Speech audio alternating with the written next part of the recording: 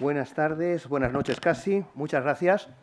Permitidme expresaros lo primero mi alegría por ver a muchas personas aquí, a las que quiero y hacía tiempo que no veía. Mi reconocimiento a la institución que nos acoge, las autoridades que hay, representada por su rector, que también es el mío. Y también a Lucía por haber pensado en mí pues, para esta charla, que a mi juicio ya es totalmente prescindible, porque ¿qué voy a añadir a lo que ya habéis dicho? No tengo ni idea. Así que mejor me voy a ceñir a un guión. Este no soy yo, esto no me vais a reconocer los alumnos que estáis aquí. Lo normal sería que yo estuviera por ahí abajo improvisando, pero me han dado 35 minutos y me pienso ceñir a ellos. Así que voy a seguir un guión. ¿Y qué añado yo? Pues mira, si acaso, quizá lo que podría es reflexionar sobre un planteamiento que está un poquito más atrás, un poquito más de fondo, que las ayudas o los vídeos o las cuestiones que puedan salir después. Lo que me voy a preguntar es si es oportuna la expresión como si fuera una, antropología adecuada. ¿Qué es lo adecuado? Llamamos adecuado a lo que es apropiado, conveniente, indicado, oportuno, idóneo, apto. Es decir, a lo que es bueno para algo o para alguien. Pero a mí esto no me aclara nada, porque la palabra bueno es también un término ambivalente. ¿Qué es lo bueno? Podemos llamar bueno a lo que nos conviene. Para el que está constipado, lo bueno es tomar vitamina C y paracetamol. Pero bueno es también la belleza. No solo la belleza entendida como estética, sino la belleza entendida como nobleza, como lo que es noble. Qué difícil es que lo bello y lo noble se den la mano. Muchos de nuestros políticos y muchos de nuestros jefes en algunos otros trabajos, por supuesto no aquí, nos han ejemplificado que lo que les conviene no siempre es demasiado bello, y cuando hacemos lo bello no siempre salimos demasiado bien parados.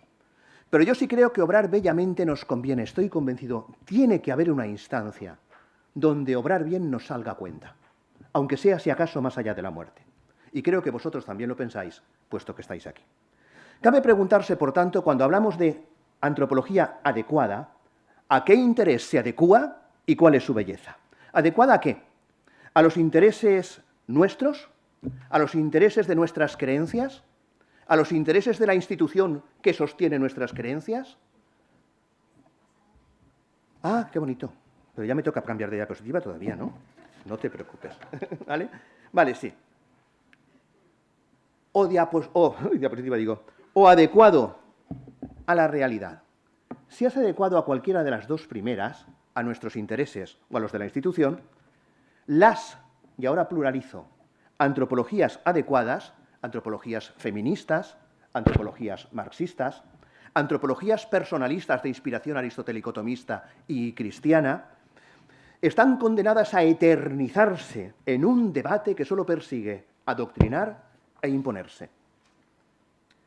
Pero si la antropología es adecuada a la realidad, propiciará necesariamente el encuentro, el acercamiento al logos, mediante el intercambio de impresiones de aquellos que estamos situados en una perspectiva distinta respecto de la realidad. Porque la realidad, queridos, se deja decir desde múltiples caras. Es una, pero se deja decir perspectivistamente. Esta charla, por ejemplo, es la que es y no es otra. Pero desde la perspectiva de su pobre organizadora, que me había pedido un lenguaje claro, sencillo y ameno, y dice menudo tostón, desde la perspectiva del ponente al que tantas ideas se le acumulan en la lengua y ya no sabe por dónde salir, o desde la perspectiva del rector que dice, madre mía, que este es profesor de la casa, que no me haga el ridículo. O desde la vuestra, que sabéis que están montando unas mesitas fuera con unas cervezas y dirán, a ver si se acaba esto, y empezamos a hacer ya lo que es interesante, seguramente la perspectiva es bastante diferente.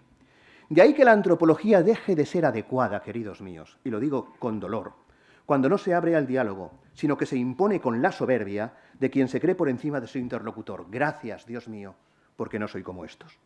Cuando deriva en un código normativo rígido, cuando se convierte en dogma, en integrismo, en una ideología hipercoherente, ultrafundamentada doctrinal y filosóficamente, incluso teológicamente, pero permanentemente enfrentada con el hombre, que vive un mundo real.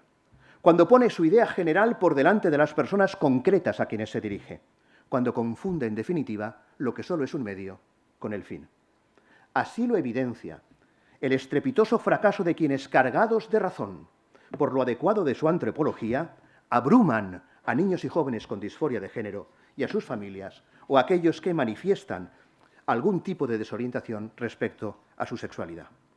O a los jóvenes y adultos que son incapaces de postergar la gratificación, o a los que por su nula tolerancia a la frustración han sucumbido a la pornografía o a cualquier otro tipo de adicción.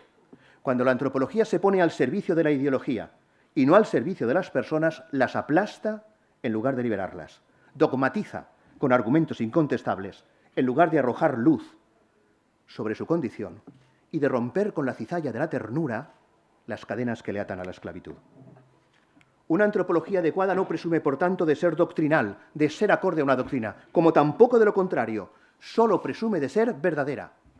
Y puede hacerlo porque su contenido se compadece con la realidad y soporta la más exigente carga de la prueba, la gramática del asentimiento.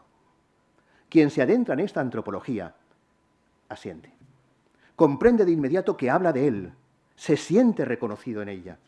Entiende que esa antropología está urdida por quien le conoce bien. ¿Y quién conoce mejor la urdimbre de un tejido que su propio fabricante? Por eso la idea de una antropología adecuada remite de suyo a la idea de un creador.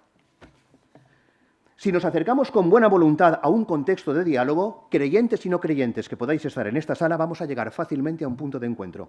La afirmación axiomática de la creación. Hubo un acto creador y esto es un hecho incontestable. Lo que seguramente no nos pongamos tan de acuerdo es en quién creó a quién. ¿Fue Dios quien creó al hombre? ¿O fue el hombre quien, angustiado por el miedo a la muerte, por las magulladuras que sufre cada vez que sale al encuentro del prójimo y por la ansiedad de tener que asumir las consecuencias de sus decisiones libres, ideó la figura de Dios para exonerarse de sus culpas? Estos tres temores constituyen sin duda las raíces del pensamiento antropológico. El motivo por el que desde que el hombre es hombre se ha cuestionado sobre sí mismo y sobre su telos, sobre aquello a lo que su naturaleza tiende de suyo. Si fue Dios quien creó al hombre y lo hizo a su imagen y semejanza, hombre, perdonad, esto me he pasado y tendría que volver hacia atrás. Vale. Hombre y mujer lo creó. Ish e Isha son la misma creación en dos formatos igualmente bellos en su diferencia y en su complementariedad. Si Dios creó al varón y a la mujer, el cuerpo no es una cárcel, sino el particular modo de ser en el mundo de quien al tiempo que mira desde sus ojos, acaricia con sus manos y camina con sus pies, también reza, proyecta y ama desde esa estructura de intención a la que llamamos el alma. Una estructura intencional, psicólogos que estáis en la sala, que precede a los influjos psíquicos, como también a nuestros instintos y, queridos académicos, también a los discursos racionales, y de la que brotan nuestros anhelos más profundos, entre el que no es menor el anhelo de felicidad y de realización. ¿Y qué es realizar, sino izar lo que es real? Elevar, alzar, empoderar lo que verdaderamente es. Para que la vida de un ser racional sea una vida lograda, debe tener algo que ver con la realidad. Por eso, queridos, especialmente a los alumnos os lo digo, cualquier antropología que separe al hombre de su realidad no es una antropología adecuada, sino una fantasía y una alienación. Si Dios ha creado al hombre y lo ha creado varón y mujer, la imagen de la costilla de Adán de Eva, no como materia prima, ¿vale? La costilla como materia prima para crear a Eva, no simboliza la jerarquía, la dominación o el patriarcado, sino que es imagen de la naturaleza del varón que tiende de suyo al encuentro con la mujer para alcanzar esa plenitud de la que carece sin ella. Y no hablo solo del encuentro sexual. Una experiencia que es recíproca en la mujer, que también reconoce en el hombre a quien es carne de su carne y sangre de su sangre, no solo por estar hecha con el mismo material, ni por constituir otra versión de la misma naturaleza, sino porque es una versión mejorada, mejorada con el privilegio de poder concebir, gestar y engendrar, participando así con su creador de la propia creación. Si alguien tiene alguna duda, esto es lo que decía Elizabeth Cady Stanton y las feministas sufragistas cuando firmaron el manifiesto de Seneca Falls. Estos son los albores del feminismo. Pero si es el hombre quien ha creado a Dios, su naturaleza no tiene valor alguno, no tiene ningún criterio normativo, no responde a un destino preconcebido ni a una voluntad divina. No fue creada ni responderá nunca ante ningún tribunal de Dios porque Dios sencillamente no existe. De modo que no hay un modo adecuado de ser y cada cual decide quién y cómo quiere ser, decide incluso hasta cuándo quiere ser y si ya no quiere ser. Esta libertad para construirme, sin embargo, choca con dos obstáculos inmensos. De un lado, el propio cuerpo. Queridos, yo me siento joven, pero los signos de mi cuerpo delatan que pronto seré sexagenario.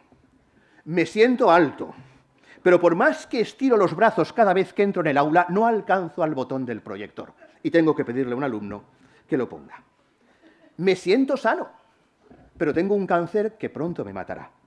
Incluso podría sentirme mujer, pero mis problemas nocturnos de próstata evidencian que soy un varón. Para solventar esta dificultad, hay antropologías que proclaman un dualismo antropológicamente insostenible. Yo no soy mi cuerpo, sino aquel que vive encerrado en él, como en una cárcel en la que ha caído sin culpa alguna y de la que desea con toda justicia escapar. Disforias de género, pero también disociaciones, pensamientos suicidas, trastornos compulsivos alimentarios y otros fenómenos como la vigorexia evidencian este dualismo. Pero el otro obstáculo es la mirada ajena, que me devuelve como un espejo lo que mi realidad objetiva proyecta. Por eso las antropologías tardomodernas, las actuales, las contemporáneas, que son deudoras del existencialismo, presentan al prójimo como nuestro infierno y promueven a levantar muros contra él, porque su mirada nos devuelve ese lado objetivo y marcadamente real de nuestra naturaleza. Ese que intentamos tapar con perfiles construidos a partir de nuestros ideales y de nuestra identidad sentida.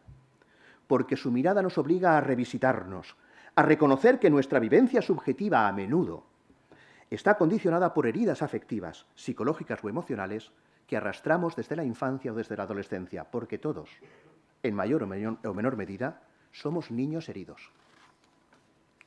¿Cuántos de nuestros alumnos estarán ahora mismo encerrados en los escasos metros cuadrados de su habitación, parapetados con unos auriculares que les aíslan del ruido exterior, con la mirada fija en una pantalla a través de la cual se relacionan con amigos virtuales que tal vez ni siquiera existen, refugiados en su avatar, en un perfil creado con el que se identifican idealmente, pero que en realidad no les define?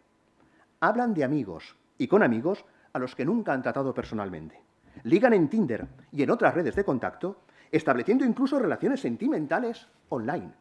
Algunos, creedme, vienen a mi despacho, angustiados, porque tras meses de relación virtual su pareja viene a visitarles desde vete tú a saber qué país, y ellos temen la reacción que se reflejará en su mirada cuando les conozcan realmente. Temen no ser amados cuando sean conocidos. Otros, y Dios sabe que es verdad, me cuentan cómo intentan escapar de la virtualidad y de sus neurosis disociativas con dosis brutales de realidad, como el dolor, pinchándose con objetos punzantes o quemándose con cigarrillos o con hierros candentes para volver a la tierra, para volver a su piel. Un volver a su piel que así lo manifiestan, y esto es terrible, les relaja, les hace sentirse bien.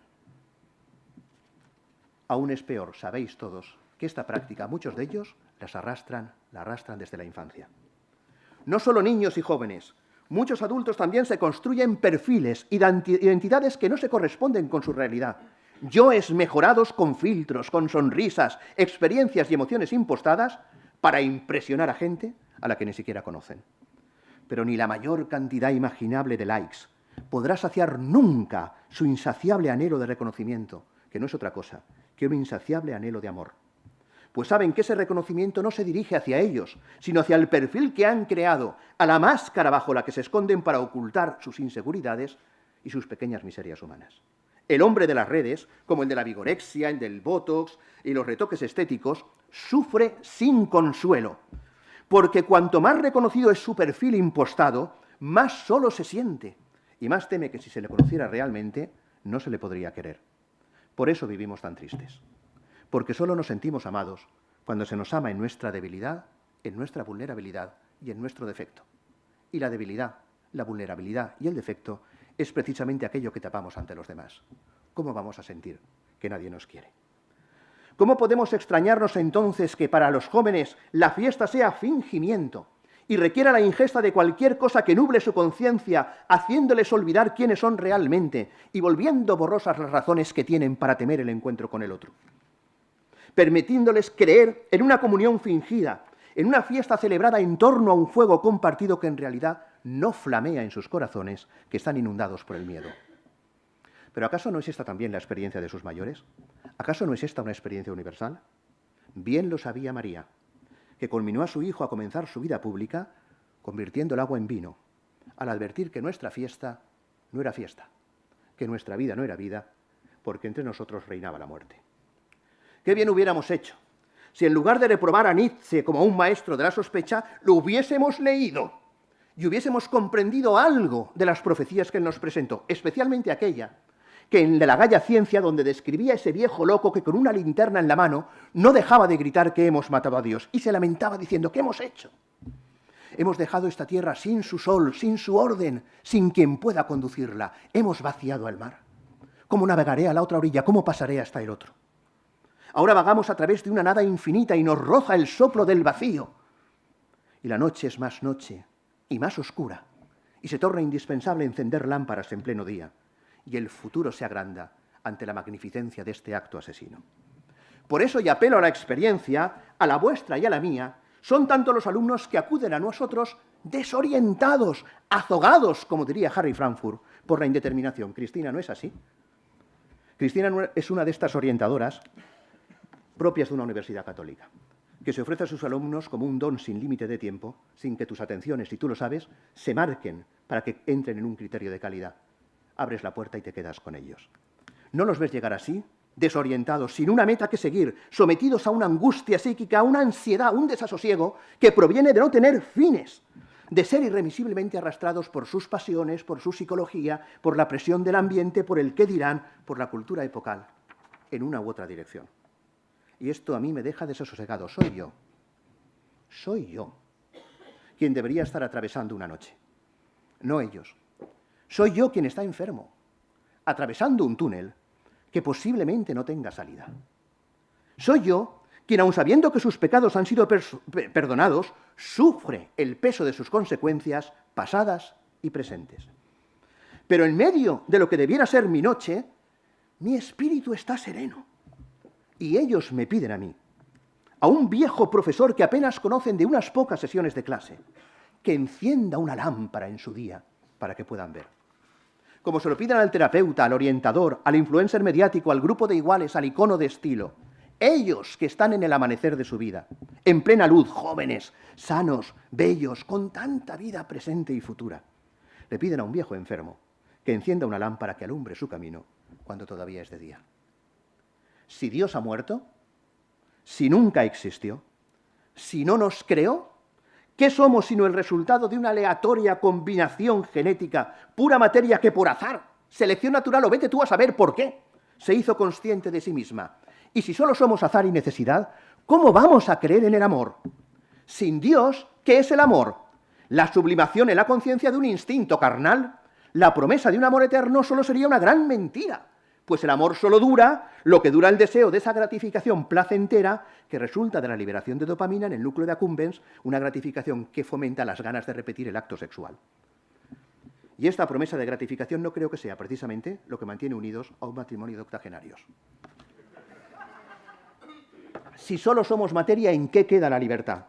En poco más que una ilusión de la conciencia que quiere ser libre cuando en realidad está determinada por la genética, por reflejos condicionados, por el ambiente o por factores, vete tú a saber.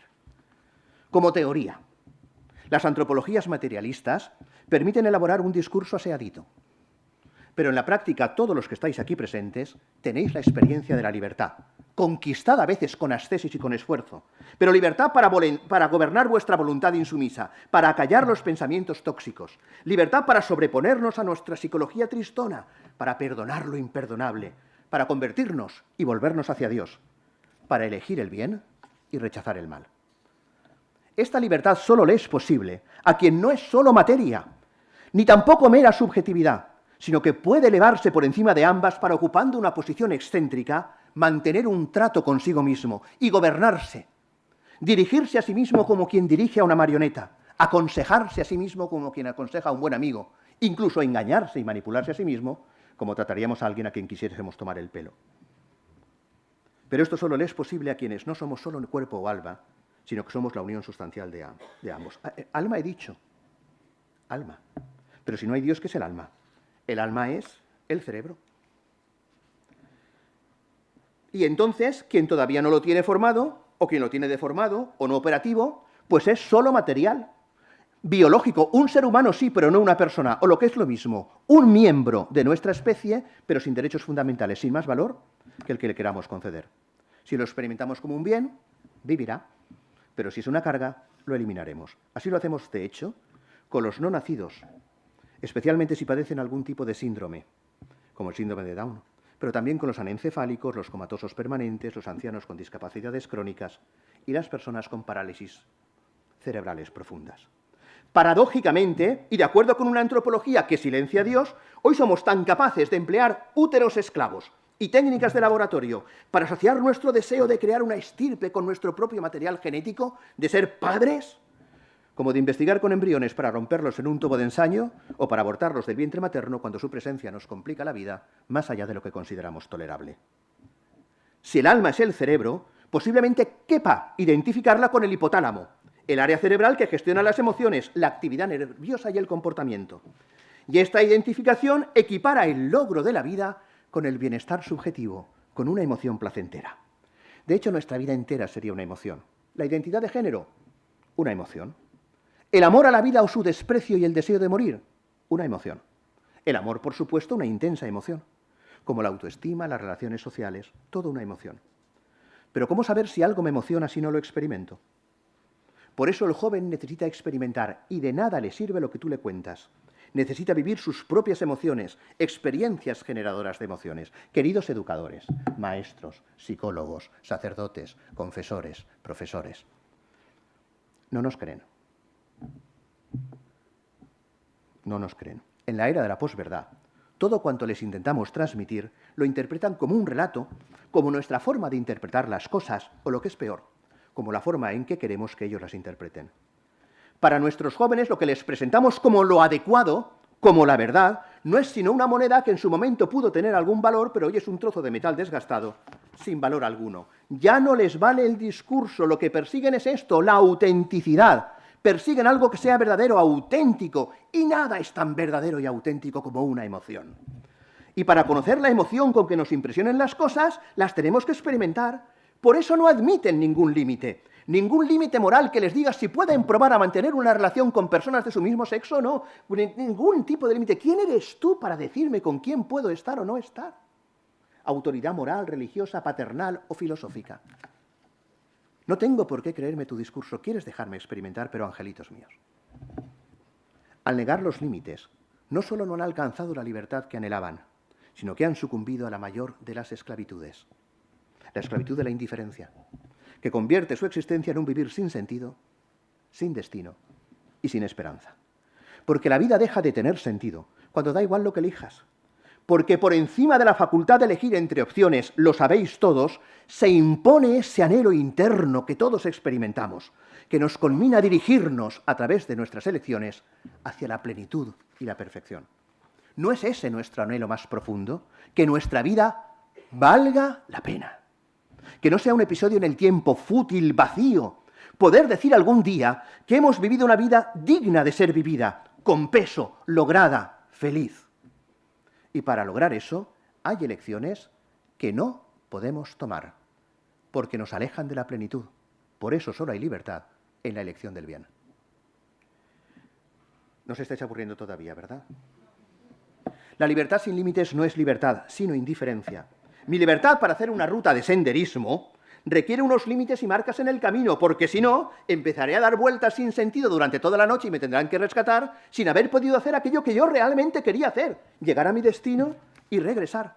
Solo hay libertad, por tanto, en el contexto de la realidad, de los límites que me imponen, por ejemplo, los compromisos que yo libremente he contraído. No soy libre para serle infiel a mi mujer, a la que prometí fidelidad.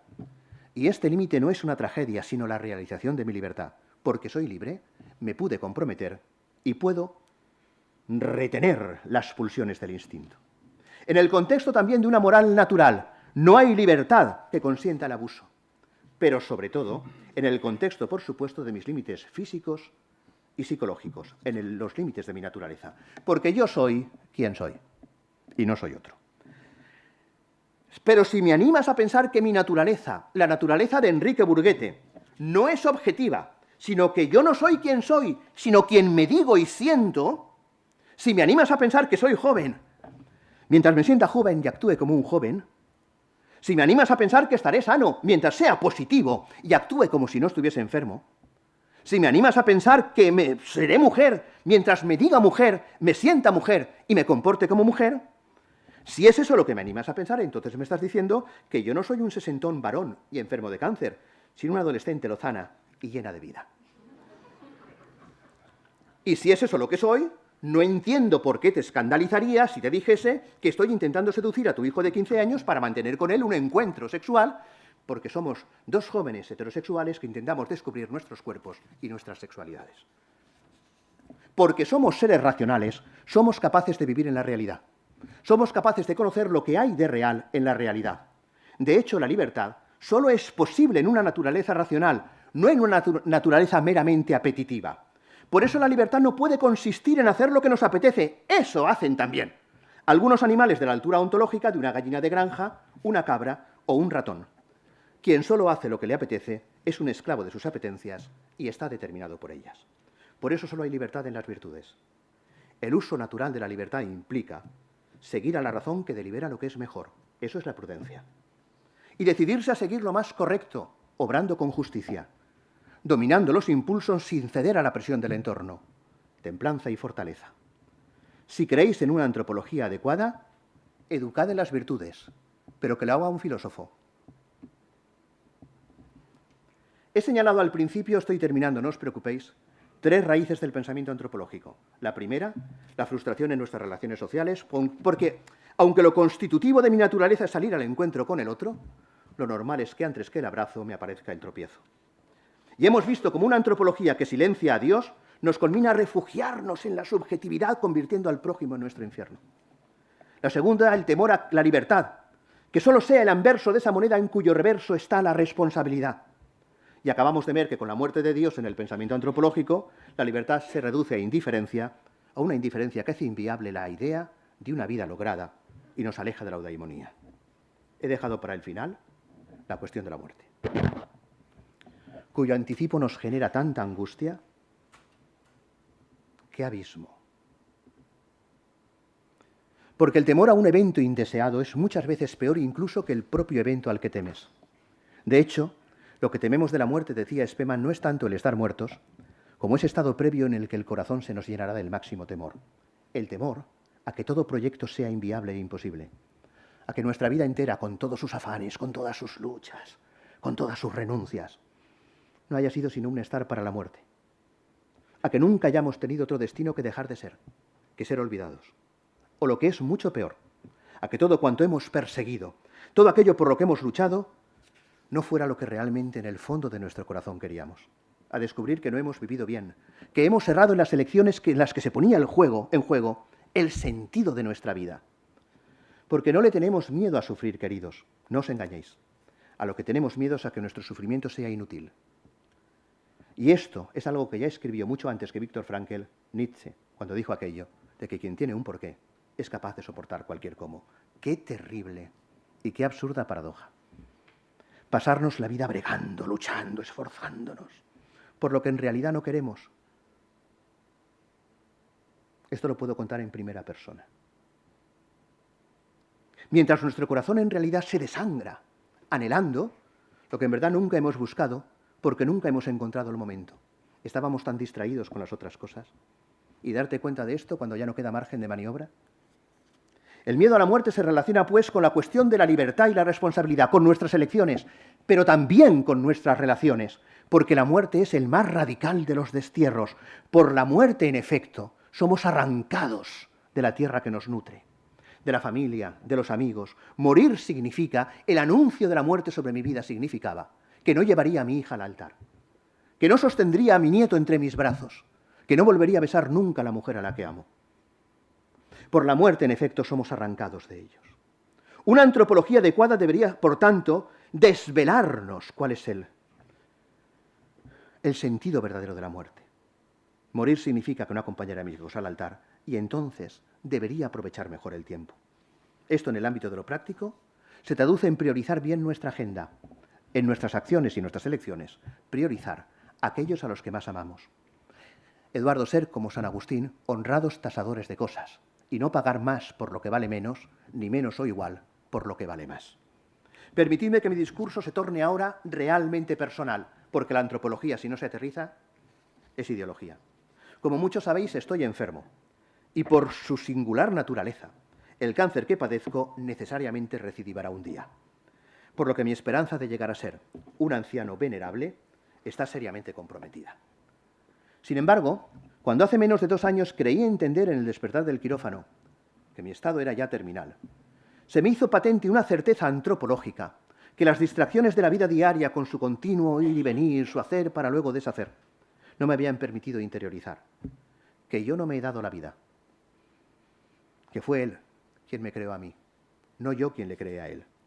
Tengo, por cierto, que Dios me pensó antes incluso de la creación de los soles, y que no solo me pensó y luego me creó, sino que en todo ese momento me amó, y que no me pensó, me creó y me amó para estar solo, sino para estar con el amor de mi vida, con Rosana, regalándome el contexto de una relación fecunda y el maravilloso potencial de la libertad.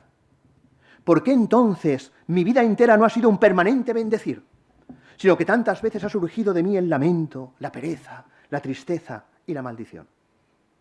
Para mi regocijo, el anuncio de la muerte, de una muerte potencialmente inminente, me devolvió esa centreza antropológica ante la que mi corazón y mi intuición asintieron de un modo espontáneamente natural. Una certeza que insertó mi morir en un contexto supratemporal de sentido, remitiéndome a mi verdadera patria, a la patria del cielo. Contexto que experimenté en toda su naturalidad, sin ser forzado, sin ser recreado por ningún tipo de argumento impostado. Porque la certeza del cielo como destino definitivo, queridos míos, no es el asidero de nuestra psicología abatida que busca consuelo, sino que es un natural y racional desvelamiento, un despertar, un traer a la consciencia lo que hemos sabido desde siempre de modo inconsciente, que no nacemos para morir, sino que algún día moriremos para vivir. A la luz de una antropología adecuada, el diagnóstico de muerte es ante todo un despertar, la voz del amado, que llama y hace presente nuestro hondo anhelo del cielo, del descanso prometido tras la dura batalla. A las duras semanas, felices fiestas, decía Goethe. El día que pude bajar los brazos, que me di cuenta de que yo ya no podía conseguir nada y volví a ser un niño cogido del cuello de su padre, que le llevaba, fue el instante más feliz de mi vida. ¿Podré festejar entonces después de la muerte? ¿Cómo voy a festejar si ya no seré? Hablemos de antropología. Dejadme unos minutos para hablar de antropología. Sabemos, en efecto, que nuestra naturalidad biológica se extingue con la muerte y también que con ella desaparece la persona, cuya naturaleza es unión ilemórfica, unión sustancial entre el cuerpo y el alma. Por tanto, si muere el cuerpo, muere la persona. Sin embargo, en la medida que no es material, el alma sí persiste tras la muerte, no como persona. No lo es, pues ni percibe ni siente. ¿Cómo podría percibir y sentir sin la materialidad de quien percibe y siente? Aristóteles se reía y decía, ¿existe acaso la forma de la nariz sin la nariz? Pero sí pervive como una estructura intencional, como un anhelo de resurrección, resurrección cuya esperanza no es solamente un acto de fe, sino una certeza racional.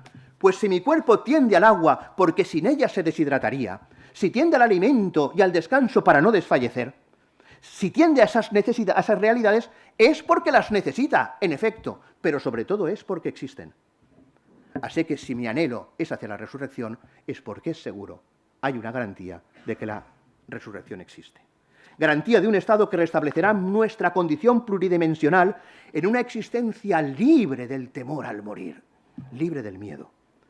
Abrirnos a esta serena y realista esperanza nos eleva por encima de lo contingente, nos aporta clarividencia, nos fortalece interiormente y nos ennoblece. Qué maravilla cuando mis alumnos me veían. Bendito sea Dios, no toméis esto por el amor de Dios como un acto de vanidad, con total humildad. Cuando venía amarillito, delgadito, con los ojos negros por la quimioterapia, y eran ellos quienes me subían a la sillita de la reina a clase. Me veían dar clase y yo decirles, salgo un momento que me llaman, y sabían que me iba al baño por el efecto de las náuseas de la quimioterapia. Abrirse delante de mí a contarme su vida y pedir del agua que yo bebo. Dame del agua que tú bebes. Nos ennoblece, pues quien sabe que la muerte solo es tránsito y no es destino, puede abstraer de su propia vida y señorear sobre ella. Y eso le capacita para ofrecerse sacrificialmente, para entregar su dolor, su vida como un acto de amor, para amar hasta el olvido de sí. Y al hacerlo no son las consecuencias del dolor las que regresan sobre sí, sino las consecuencias del amor con el que se entregó. Su darse hasta el extremo se torna luz y no tiniebla, vida en lugar de muerte, sentido y no zozobra. Se cumple así lo prometido en el más bello manual de antropología que existe, el Evangelio. Que quien busca en este mundo su vida, la generación del keep smiling, de la sonrisa permanente, del cigarrito de la risa, del no dejes de sonreír, ese hombre tardomoderno infantilizado por la sobreprotección, cuidado maestros y cuidado padres, con deslegitimar la cultura del esfuerzo y la evaluación exigente, arguyendo un imperativo legal, incapaz de posponer la gratificación y de entregarse esforzadamente al logro de metas arduas, ese que tanto ama su vida, la perderá. No solo porque vivirá en un estado de permanente insatisfacción, incapaz de aceptar serenamente la realidad o de enfrentarse al combate que conduce a la eudaimonía, sino porque algún día habrá de afrontar el drama de la enfermedad terminal, crónica o incapacitante, o el de una psicología desgastada y herida, y tal vez cuando esto ocurra, caiga de rodillas ante su médico pidiéndole un veneno mortal, o directamente se suicide. Pero quien desde una antropología adecuada sabe cuál es su origen y destino, puede ofrecer su vida por amor, y ese la encontrará, porque cuanto más se entregue, más amará, y cuanto más ame, más vivirá, y lo hará para siempre, porque el amor no pasa nunca, porque el amor es Dios. Esta es nuestra esperanza, esta es nuestra fe, pero es también ciertamente nuestra certeza antropológica, que quien busca en este mundo su vida la pierde, pero quien entrega su vida por amor, ese la encuentra. Y esto es algo que hasta Machado supo ver, cuando escribió aquella coplilla diciendo: moneda que está en la mano, tal vez se deba guardar, pero la moneda del alma se pierde si no se da. Ante esa antropología todos asentimos, porque no cae sobre nosotros como una pesada carga, como una ideología totalizante, sino como la tierna cizalla que rompe las cadenas de nuestra esclavitud e ilumina el sentido de nuestro vivir. Esta antropología responde a nuestra realidad y nos muestra su belleza. Es, por tanto, una antropología adecuada, una antropología, queridos, cuyo texto se ha escrito con sangre. Pero no con la sangre que gotea del cuchillo asesino del que nos habló Nietzsche, sino con la sangre amorosamente derramada en la cruz, porque nos ha hecho con su muerte coherederos, que nos ha permitido que llamemos a nuestro Creador Papá. Con la sangre que nos permite, como se describe en la epístola de Ogneto, vivir en la carne, pero no según la carne. Vivir en la tierra, pero teniendo nuestra ciudadanía en el cielo. Obedecer las leyes establecidas, pero superando las leyes con nuestro modo de vivir. Amar a todos, incluso cuando nos odian. Queridos míos, qué paciencia habéis tenido. Que Dios os bendiga.